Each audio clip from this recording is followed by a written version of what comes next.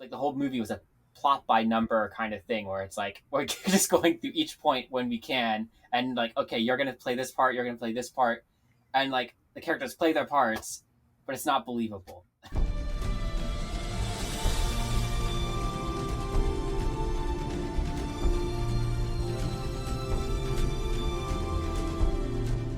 Welcome. This is A Lost Plot, the podcast where cinematic plots are taken apart piece by piece to determine what makes that movie great or why it has been forgotten today. Hello, everyone. Welcome back to another episode of A Lost Plot. I'm your host, Maverick, here with our guest, Avalon. Hello, hola, konnichiwa, leho.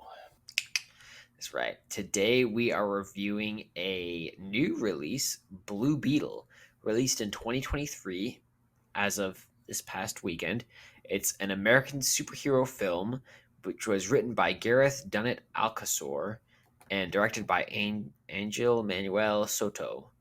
It stars Solo Merdueña as Jaime Reyes, or Blue Beetle, Bruna Marquezine as Jenny Cord, Susan Sarandon as Victoria Cord, and George Lopez as Rudy Reyes, also Jamie's uncle, etc., etc. The whole, all the shenanigans. Anyways, more importantly, Avalon, what is Blue Beetle about?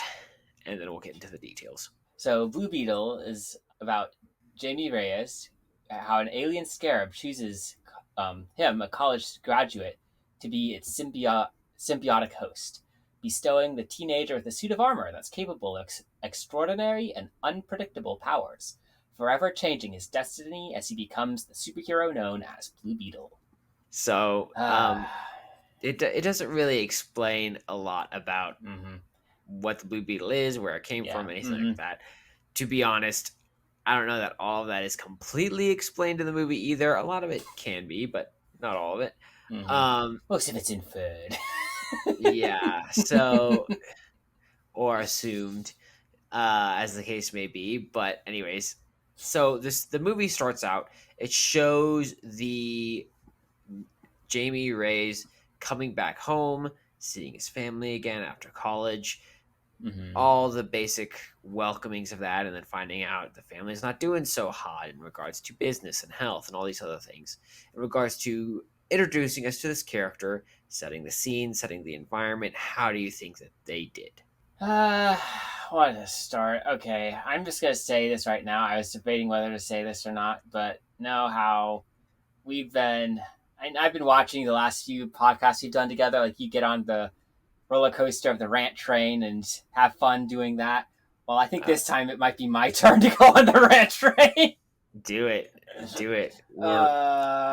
We need this. The opening scene is okay. I guess I should say the opening scene is okay, but my problem is I have a big problem with the characters in this movie. They're very two-dimensional puppet figures. For the most part, like almost all of them. It's like no consistency. Is like they're forced funny, forced drama, forced this, forced that. It's almost like this doesn't flow naturally from the characters. And I just got so annoyed several times at the movie with the characters of his family because of that. Well, so, and you see that from the beginning. Yes, I see that right from the beginning. In that the problems that they present are very much like stock problems that you can pick up from a story and say, oh, these bad things happen, it sucks, it's really disappointing, oh, we have health problems, oh, we have family problems. Are those like illegitimate problems? No, they're not. But you can't just present problems and expect that to make everyone say, oh, we care so much. You have to really develop the characters, and importantly, why this is important to them and why they care, and also make sure that they are their own individuals in their universe, right? And that's where exactly what you said, two-dimensional characters. If they look like any other characters you've seen in the same setting, they're not three-dimensional, they're not unique, and you're not going to empathize with them in their own unique story, in their own unique situation. That's not to say that they weren't completely cardboard cutouts. Maybe they had a few, each of them maybe had like like the uncle and the sister maybe had a few traits that made them a little different from everyone else, but Sure. they weren't consistent characters. I guess that's the thing. It's like they didn't feel believable as characters. Like Mm-hmm. it was almost sporadic, like how things happened and like how like almost like they were playing like the whole movie was a plot by number kind of thing where it's like we're just going through each point when we can and like okay you're gonna play this part, you're gonna play this part, and like the characters play their parts, but it's not believable. Yeah. I don't know. I just got so freaking annoyed. It annoyed me so much watching the movie. Well, yeah, I think, and I will definitely talk about this more. You will see this more as the story progresses. Yes. Definitely at the beginning, I thought you're spot on when you said it wasn't bad at the beginning, right? Which I think is true. It wasn't bad, Mm-hmm. and it set the stage okay, right? Mm-hmm. You're like, is it good? No. Is it bad? No, but it's not great. Mm-hmm. And then it kind of just sat there. Mm-hmm. And as it developed, like a good story should, you would expect these characters to develop more of their three-dimensional character personalities and techniques and all this stuff, and it just didn't do that. And so when you saw that, you go, okay, like, oh my gosh, why did I see this coming from 2,000 miles away? Because everything was so predictable. And that's part of the problem with having two-dimensional characters. I will say it is interesting for one character in this story, I thought, but Okay. I can be proven wrong, but we'll get there when we get there. Anyways, so way to hit it right on the head. The only other thing that I think is worth mentioning at the beginning, because I will bring it up later, is the idea of family brought up at the beginning of the movie, and how this is a family value, which when it comes to a value to present, family isn't a bad value, but it's not also really a value, and that was part of the Well, okay, problem. maybe here's But okay with this movie. so Family go was the ahead, go big ahead. deal because Uh-huh. clearly what the angle the filmmakers are trying to go with this, the storytellers was like, this is a Latino family, like a Mexican Yeah. family. Like they're trying to like, oh, we're close family wise. Like they're trying to lean heavily into that. Like they're trying to lean into the immigrant status kind of thing and trying to play that as the victim card or whatever. But the problem is, like they focus so heavily on that, they didn't develop the characters. They didn't develop like give you reasons to empathize with them enough. It was just very chaotic and weird at times. I felt. Well, not only that, but I would argue that the value of family needs to be tied to something, right? So it's like Yes. when you say, for example, you don't just say perseverance. You would say, if perseverance is the value, what you value, you say you persevere through the worst of trials, or through the darkest of temptations, or through whatever, and then it's directed towards something, right? And that's what's important, is that you don't just have a value, but it has a value in a context of something else. And so when you say family is most important, or you say something like that, you want to say family is my exploration of love, or family is the exploration of my perseverance or my dedication, or family is the example of overcoming all obstacles, or something like that, right? Like there is some, and you can make the argument for those, but we'll get to that. I don't think they make a good point of that. Anyways, the point is it needs to be tied to something, and they use the word family a lot as if it created this great value. So they had pieces in place to make this a good movie. And that's what I wanted to emphasize, is at the beginning of the movie, they had the pieces in place that made it, okay, this could be a good movie. Yeah. And as we go on, it's simply not Well, the case. actually, I would Sorry, like to everyone. say, okay, I find this very ironic. I mean, this is a little jumping ahead and maybe like going too quickly to like a summary look at the movie. But when I walked out of that theater, it struck me like many years ago in high school, like if I was writing a story, I was so heavily focused on plot and structure. Like this is the kind of story I might have written at the time, because it's like there is an aspect where it's like the plot points are actually not bad in a certain way. They're just not played right. They're not done right, like believably. Like you don't have like there isn't enough fleshed out elements to those story, the characters, and to some of the plot points. They need to be fleshed out more. But if you're just doing like a good story structure, more or less, and don't give it enough, like this is what you kind of get. If that makes sense. No, absolutely. That's hilarious. And that's maybe why it annoyed me a little bit more. It's like, because it reminded me of my past. I don't know. just Angsty high school Avalon is writing this story. Yeah. that that's frustrating. Anyways, they every situation eventually comes to the point where the main protagonist, in this case Jamie or Jaime Reyes, whatever you want to call him, he comes into contact with the scarab via Jenny Cord, who gives it to him in her McDonald's lunchbox, and he ends up being infested by this new parasite. That's where he really gets involved in the story. In regards to cementing our protagonist in the conflict, how do you think they did? I mean, I guess the scene where he steps out, like, kind of protective of her, made some sense. But then the scene that followed, like, she doesn't know him. Like, and she has very little reason to talk to him very much. And, like, even their conversation is just very forced. Right. Like, yeah, that is a little bit earlier, but you're absolutely right. Yes. And like it's like, hey, just come by the building and I'll offer you a job because I feel bad. And it's like, she doesn't even say it believably. It's like almost like run off. Yeah. The whole scene was like very stilted and took me out of the movie. Yeah. Well, the other thing that took me out of the movie in that point, which you're not wrong, I was drawn to a completely other issue in that same scene, and that was the issue with Victoria Cord and how her dialogue is some of the most abhorrent dialogue I have heard in a long time. Dude, she is one of the worst scripted villains I've watched in a while. I got so annoyed. Like, there's like no emotion behind anything she said. She was like, she even strikes me as the villain type. Like, who cast her in this role? Like, she was just like grandma something. I don't know. It just was like, I did not understand. How did she get this role? She should not have been in this role. Like, she was just not believable at all. She's like the disgruntled aunt that demands her way because she never found love. That's exactly. You just sit there and you go, what? Like you don't just get everything you want. I understand that you're in this hypothetical universe, uber rich. That being said, you can't just say, I want this, I need this, everyone else must die, and then expect everything to go your way. There was zero sophistication to her as a character, even less than the primary characters, which is saying something. She might live in RGB City, but so what? Yeah.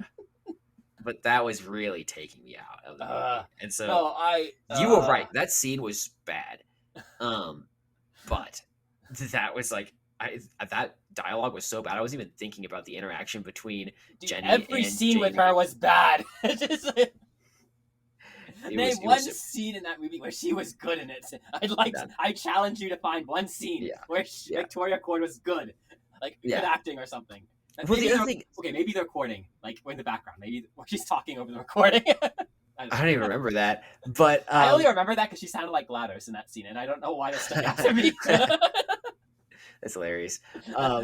The thing is too is when she is with her henchmen, right, and she's saying, "Oh, I'm doing this for you." After everything else you see that she does, it is so unbelievable. Well, it's like breaking the rules, show, don't tell. Well, not only is it not showing, not telling, but it's also just like you are so clearly lying that you would have to have a bag over your head and be named Helen Keller in order to buy this. Like, what is going on, dude? That's so doesn't make any sense. So it was ridiculous. Speaking of her henchmen, I have another complaint, but we'll bring that up later on in the movie. Okay, sounds good. There's a lot of this sucks to get to. Yeah. But start off okay. Next stop down the line. Let's go. Exactly. So they give Jaime Reyes the scarab skin, and he begins to figure out how to be a superhero. Which, in regards to arc of figuring it out, it seemed to go pretty quickly.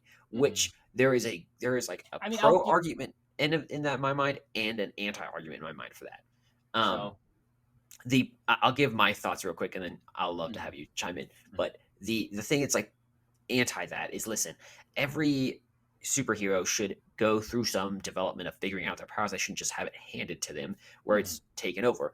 And that they have to lose and struggle in some ways. And he would like almost lose, but really he would lose. He would just be saved at the last minute by the Blue Beetle, and then he would win. And so there really was no lesson or struggle or sacrifice in his growth to becoming the superhero that we Mhm. saw him become in the movie. Yeah. But to play the devil's advocate and to say, well, the good thing about this is the very entity of the Blue Beetle. And this is where it could have been very unique. Note the words could have been, but could have been very unique. The Blue Beetle seemed like it was an alien entity, almost like maybe not like Venom, like we've seen in Mhm. previous movies, but some elements of Venom in that it's its own entity and it has its own interests, its own motivations, all these other things. And so, if it had its own motivations, it could be compelled to intervene to save him for the sake of keeping the host alive and making the host do what it willed.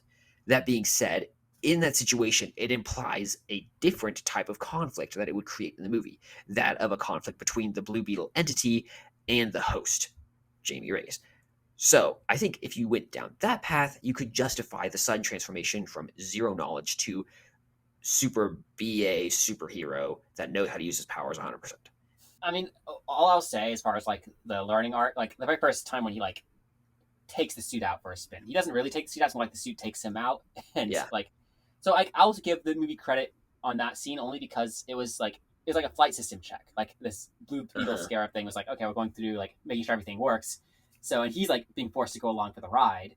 So Right. more or less, you're kind of given an introduction to some of the powers of the Blue Beetle. At the same time, Jamie is being like thrown for a loop, like like getting freaked out, like trying to figure out what's going on.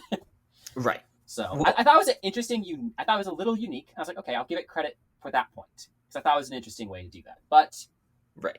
I do agree, like there isn't like a lot of loss or suffering he goes through in that regard. Like as far as battles he goes through, it's like he does get saved at the last minute almost every battle. Right. Well, And with the so exception of the one where he gets captured, but where he gets put through the Mr. Incredible shock machine. mm-hmm. Yeah. That's great. But yeah, I think that scene could have used more development. Also, it had they even hinted strongly at the idea that there could have been conflict between the symbiotic alien, the Blue Beetle, Mm-hmm. and the host when it wants to take out the guns and test the guns in the middle of this test run. And he goes, "No, we don't kill people." Blah blah blah. And there was an idea there of, well, if the host is more powerful, why wouldn't the host use the guns? But the host was listening to him at that point a little bit, not sure why, but it was introducing that idea, right, without Mm-hmm. being all of a sudden super dark or something like that. Which it doesn't have to be. Would it have been better in this situation? I kind of think so, but whatever. So enough of that. The point is, they introduced it. It really could have been better, but here we are. Um, Stuff happens in the middle. Crap happens in the middle. They see DC a tapestry. universe. Yeah, Yeah. exactly. Oh, another thing. This movie's set in the DC universe. They're technically same universe as Batman and Superman, but we don't see any of them. They're just referenced. Yeah, which is fun. I mean, yeah. Yeah. I'm not sure. So one of the things I will say is before when I was going to watch this, I don't know if this is supposed to be part of the new boot up or if it's supposed to be the last one before the boot up. But it's kind So of far enough away that it could be either. when I looked it up online, it looks like this particular movie is a extended universe. Like it's not actually set in James Gunn's new DC universe. Okay. However, he has said he wants to use the Blue Beetle character and use the actor who played Blue Beetle in his main universe. Okay. So I'm not take that as you will. I don't know what that exactly means, but I mean, I don't think the actor's a bad actor. no, he's not. And so I think the bigger problem is the plot line itself, Yes. which is why we are here today. It comes to a very strong, very sudden problem when a whole bunch happens at once. One, the Blue Beetle is captured, right? Which was the whole goal of the enemy from the start. That ends up happening. Two, their house burns down. Their childhood memory that they didn't want to lose. Boo hoo. Mhm. Three, his dad dies. It's pretty big. Mhm. This is like the pits, the worst moment for everyone in the movie. In Mhm. regards to the pits, how do you think they did? I mean, it's chaotic. It's a big battle scene, and he's like gonna, like, they're being arrested. Sort of. He has to come rescue them. He's fighting the agents. I mean, the house burning down made sense because they did kind of show as they're ransacking the house, the flames like falling Uh-huh. over the candle. So it's like, okay, you could kind of hint at the scene, like, oh, it's gonna burn down, and of course, like it fulfills. Like a few minutes later, you see the house burning, and it did kind of hint that his father had heart failure things, like had a heart attack before. So it's like, okay, but even then, it was kind of, I don't know, was it? Did it seem random? Like he got it, the heart attack, cardiac arrest, right there.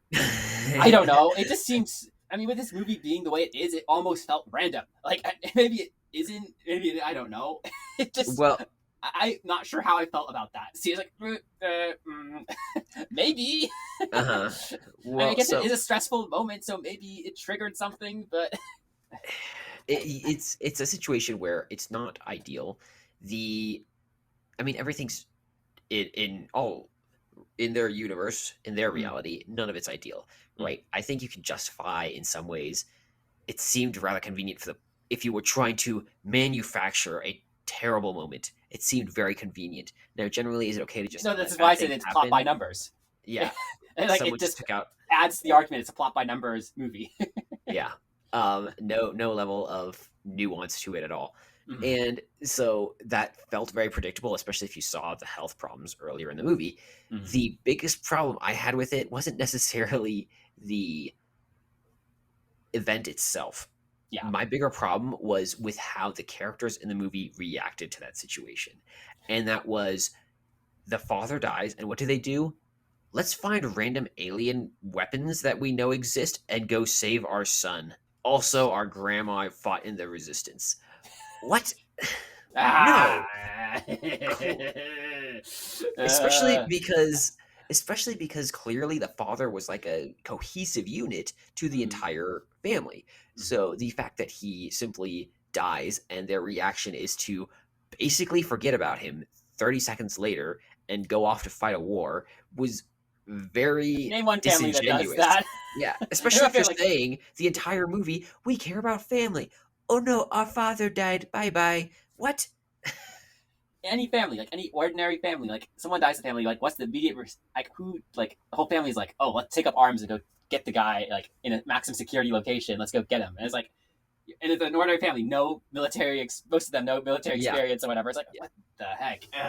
Yeah, also they all knew how to use the weapons in an expert way, and the I uncle knew guess, how to fly a random alien bug spaceship yeah, without having ever flown it before. yeah. Ah! uh, So that was it really started to devolve at this point. You could say it devolved. Anyways, so we get to the climate unless you want to talk more about that. I'm not going to Um say anymore because I just will explode and go on a long rant. So I don't want to do that right now.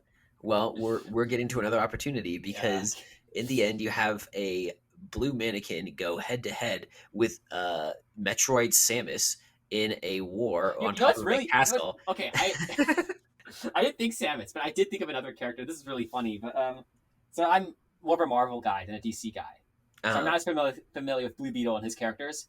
But sure. the guy Blue Beetle fights, I don't know his name in the movie, but he looks like Crimson Dynamo from Marvel, who's a Russian like antagonist to Iron Man in the Marvel comics. Like his suit of armor looks a lot like Crimson Dynamo.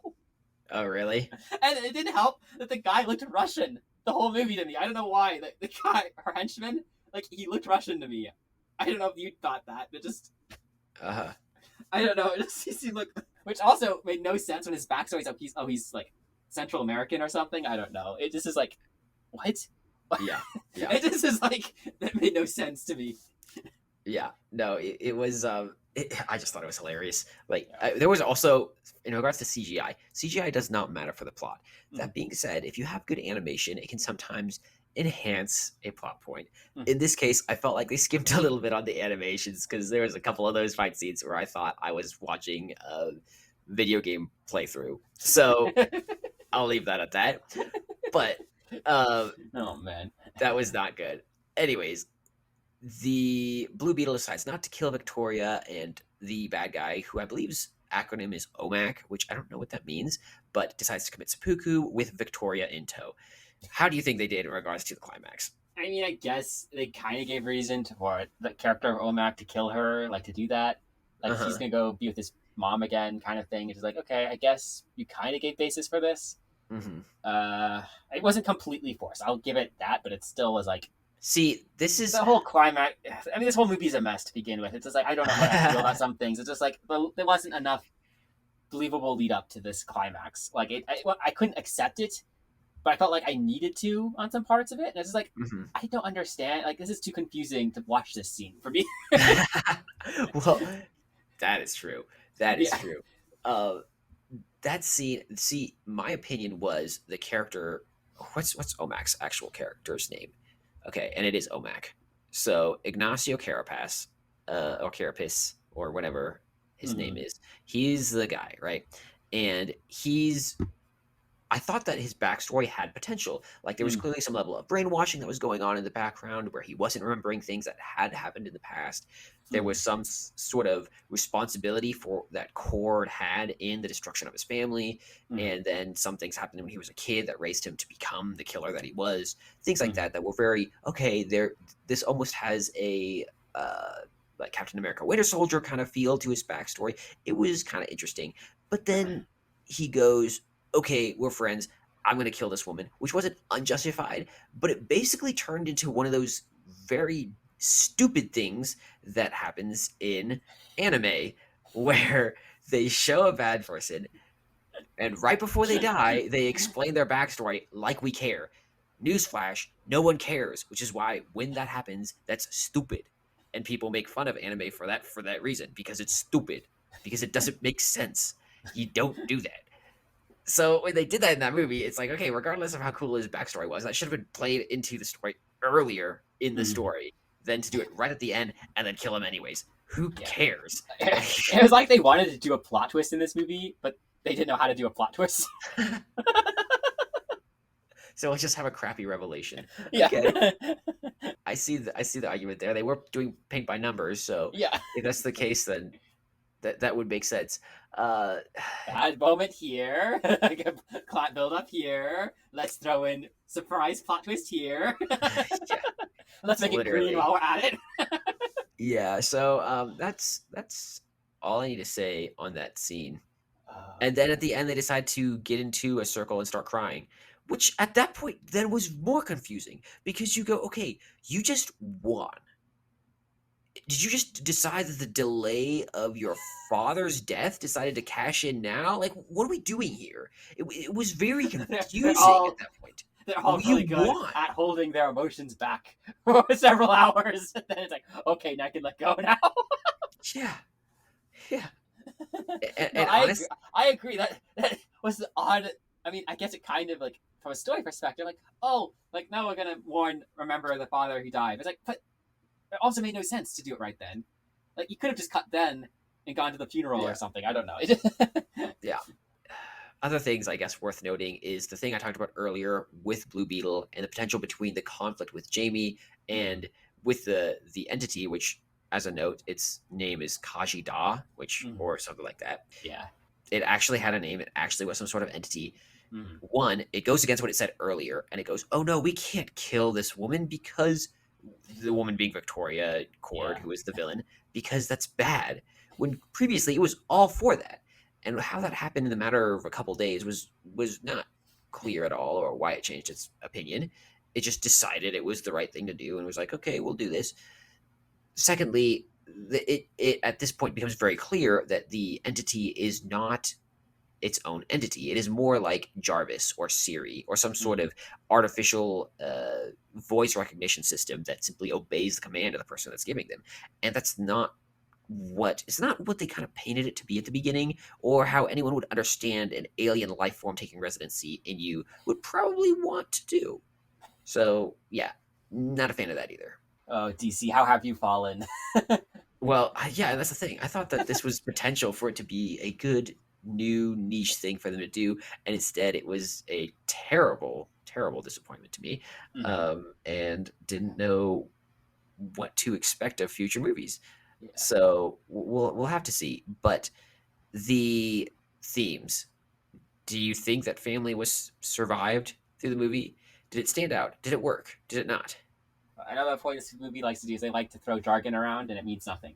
So, in a way, like they say, family is important. Like I'm strong because of my family, but it's literally just like saying, like I don't know. It goes back to the anime things, like friendship is the power of friendship. I win, or like like I've got the power of God and anime on my side. It's just Yeah, like, it I makes it, did it. yeah, it's just We like did you it. claim some power, and it's like no, you kind of just beat the other guy to fight or something. Very little to suggest that the theme of family had very little impact on the plot, except I guess the revolutionary grandma. I don't know. Yeah, the La Viva la Revolution.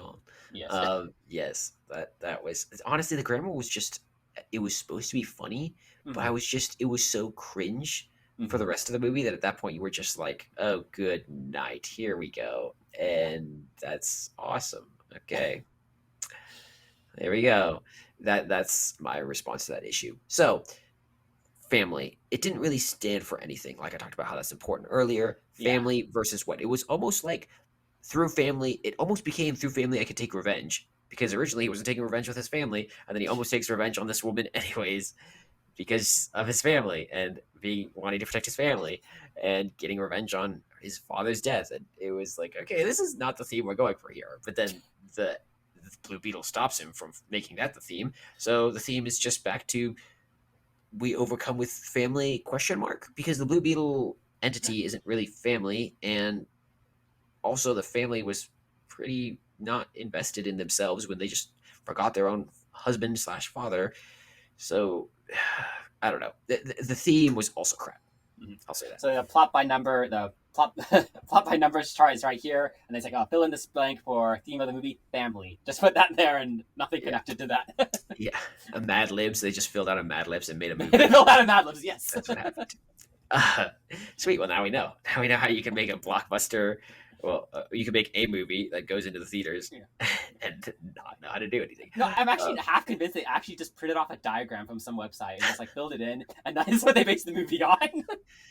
Well, yeah, it's like here's the thing, right? You could technically fulfill all the points of Mhm. a good diagram story, but you have to make sure that the story has believable characters in it because characters are the essence of a good story, and they just didn't have that.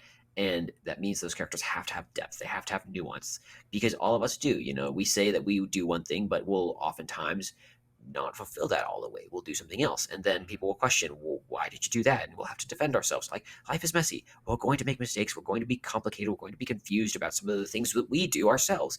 And that's part of what makes us not human, but that makes us unique. And that's what makes these other characters unique too, is how they have these things that they do that are unique from other people and how they don't always stand by what they say they're going to stand by, etc., etc. Enough said about how these were two-dimensional characters. What do you think in regards to movies characters? Do you have one that you loved, one that you hated, one that pissed you off? Do you have one that was least developed? How about all of them? Actually, no. I do have my least favorite character is probably the sister, because she was very Interesting. annoying to me. I don't know Mhm. why, but she reminded me a lot of Rose from episode 8, which I don't know why she did, but she did, and it annoyed me a Gosh, lot. I can see that. Oh gosh. Uh, so she was definitely my least favorite character. Semi helpless, semi Favorite character? stubborn, some sassy lines like, I saved you, dummy. Mm-hmm. No. Yeah. Yeah, I can see that. Okay. Okay. I mean, if I'm gonna have to choose a favorite character, maybe Jaime Reyes. I don't know. It wasn't like I particularly loved any of these characters. This was like, but you're like, this is your pick. Like, choose one, and it's like, okay, like I get choosing. You're like forced to choose one. Like, I guess I choose Jaime. Uh-huh. So yeah, I will say two characters. One, Carapax was interesting enough at the end that he deserves an honorable mention. Like I said, Okay. wasn't an amazing character, but by the end it was like, okay, I see where you could have gone with this, or we're going with this. The other person that also gets an honorable mention is Rudy Reyes, the uncle, because although he was blatantly stock, he was also into niche things in the movie that made him still kind of interesting and unique, even though he was clearly just a stock character. Well, I mean, that's why I mentioned like he's got some characteristics that make him stand out a little bit from everyone else. Either he is a puppet, like there's clearly scenes where it's like he's doing things because the plot needs him to.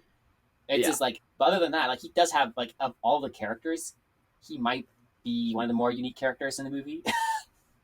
It's kind of like if you invite your friend over and your friend only knows how to talk about Alex Jones, right? It's like you know what he's going to say. You know a lot of it's going to be very silly or very crazy. But at the same time, he's kind of a unique individual and you kind of like to bring him around just because you kind of like to hear what he has to say just because it's entertaining, you know? Yeah. That's what this guy was. He was the Alex Jones guy you bring over. So, anyways, Oh man. that's all I have to say on that.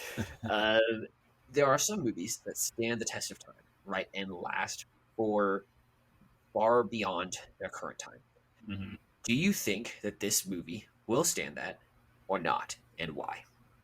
I'm gonna say it probably won't because I mean it's just I have a feeling it's just another stock superhero movie. It felt like DC is trying to make a superhero movie for kids. That's what it felt like.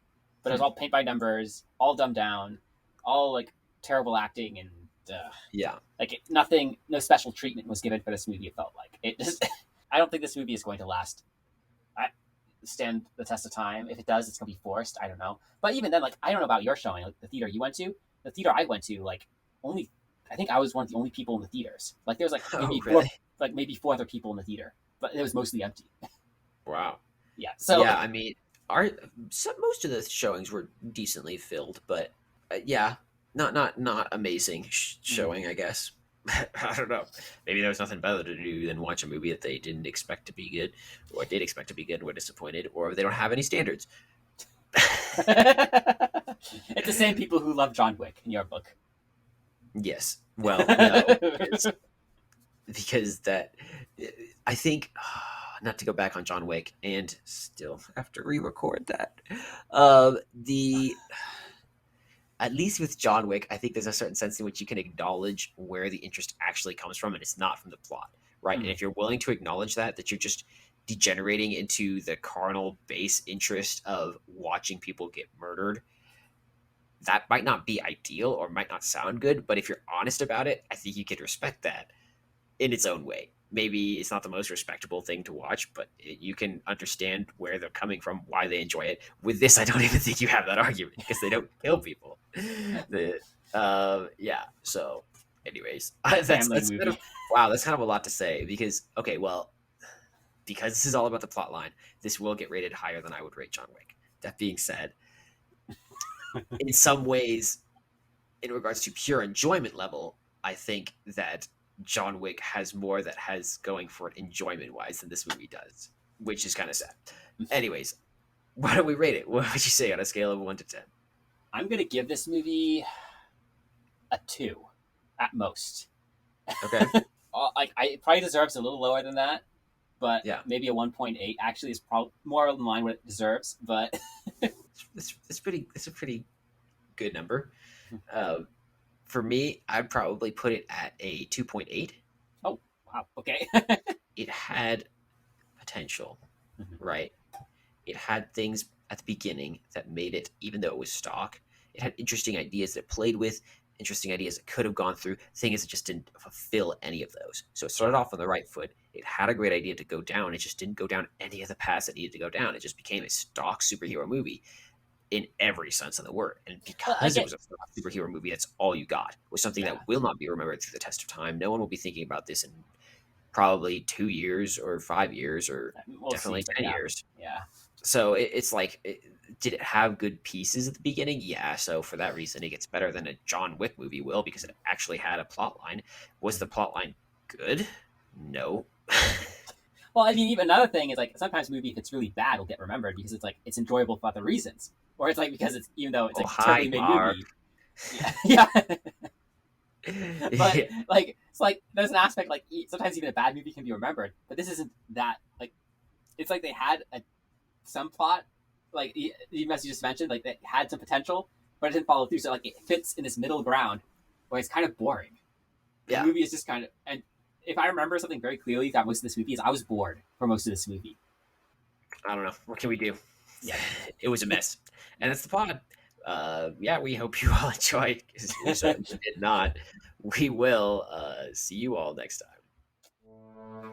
If you have a movie you want reviewed or have some feedback to give us, send us a message at alostplot.com. If you like this podcast, please leave us a review. It really helps other people find our podcast. We hope you enjoyed this episode and look forward to seeing you back with us next time. See you then.